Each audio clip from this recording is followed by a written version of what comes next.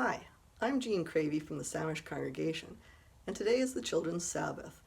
This is a day when denominations all around the world get together and think about how important children are. I'm an elementary teacher, and I think about children all the time. That's my job. I am trying to educate my class. At the moment, we're doing it remotely, but I'm trying to think of ways that will uphold the children, educate them, get them to be good students and good citizens in the world. And I try to think of different ways that they can be leaders, even if I'm teaching remotely. And that got me thinking about children as leaders. How can a child be a leader? I started thinking about several things. I'm going to share that with you. One moment while I switch views here. I thought I'd start with literature. Here are some child leaders you might recognize. Harry Potter led a group of children. The brothers and sisters of the Children of Narnia. They were definitely leaders. They grew up to be princes and princesses and kings and queens. Meg Murray in A Wrinkle in Time. Augie Pullman from the movie Wonder. Merida from the movie Brave. Moana from the movie Moana, definitely a leader. And you can't forget Dora the Explorer. She was always going off, trying to lead everybody somewhere. Now, those are fiction stories. What about children in real life?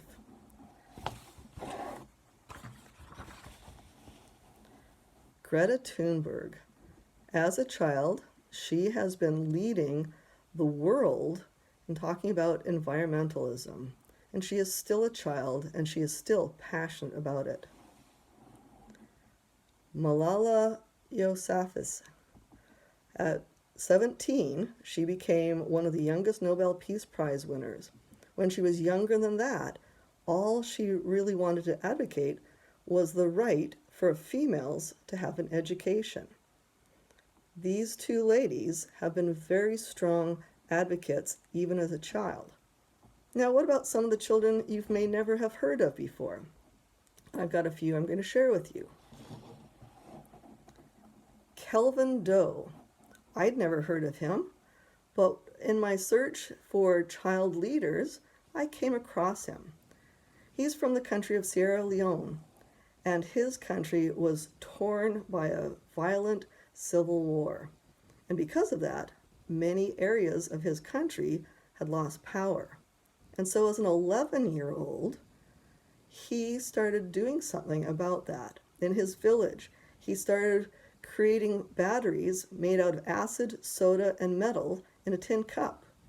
He went on further to keep building using his scientific knowledge, and he finally created a community radio station out of recycled parts.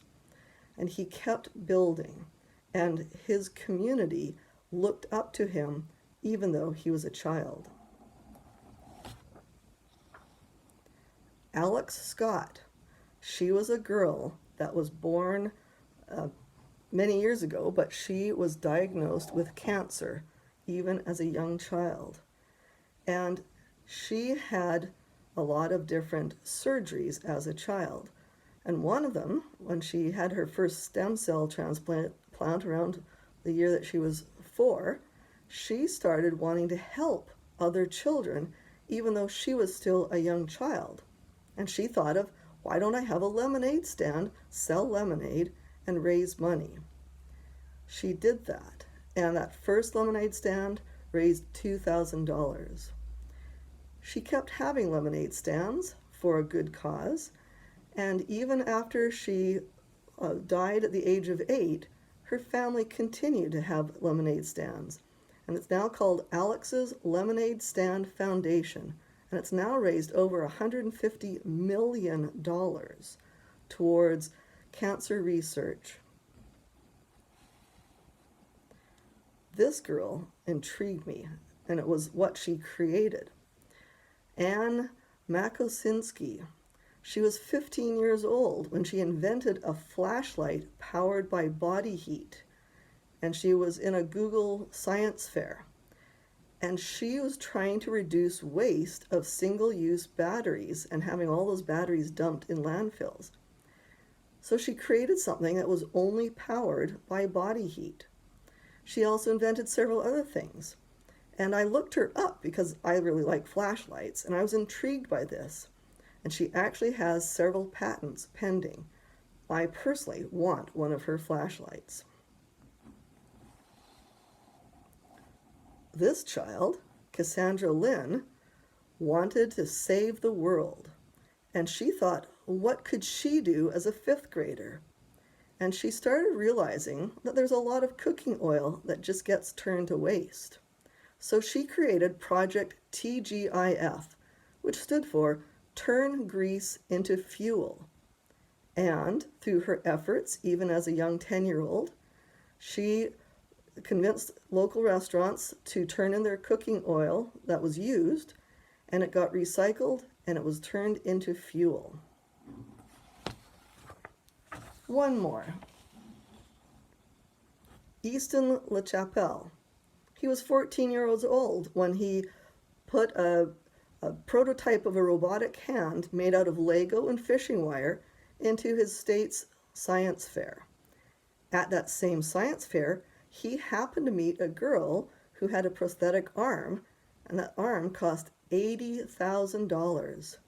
And that's when he decided, as a 14-year-old child, to build more affordable alternatives to that particular expensive prosthetic. He eventually used a 3D printer to build some prosthetic arms and hands that only cost $350 at that time. He has made it accessible, and he made the designs accessible to everyone so that they could download it for anyone at no cost. These are real children in our world today that have become leaders. I started thinking, well, what about our children? And our children being Community of Christ children.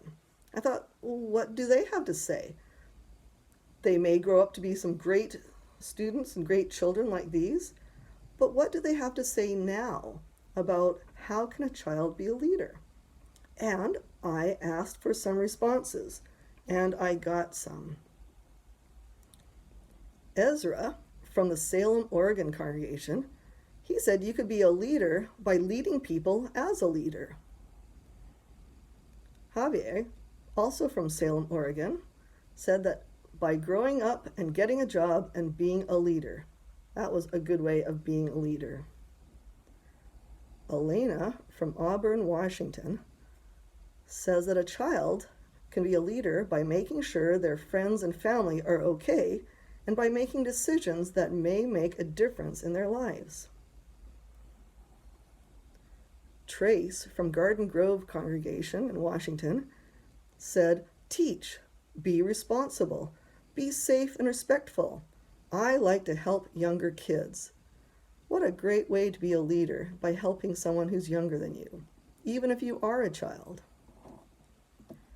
Jonathan from the Crystal Springs, Washington congregation said, a child can be a leader by doing the right thing, taking others' advice, and by listening.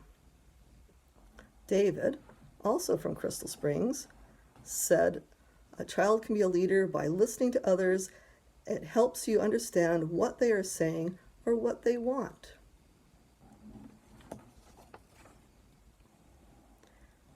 Stephan from the Samish, Washington congregation says, a kid leader can explain things from a kid's perspective so more people understand. And as a teacher, I have noticed that a lot. I can talk all day long, and a kid can turn around to his neighbor and say exactly what I said, and then that other kid gets it. It's frustrating as a teacher sometimes, but that's what kid leaders can do. And finally, Maya from Samish, Washington says, a child can be a leader by being willing to take on responsibility. That's what we try to teach our children. I'd like to end with a scripture. This is one of my favorite scriptures. I think you will recognize it. It's from Isaiah 11:16. The wolf shall live with the lamb, The leopard shall lie down with the kid, the calf and the lion and the fatling together, and a little child shall lead them.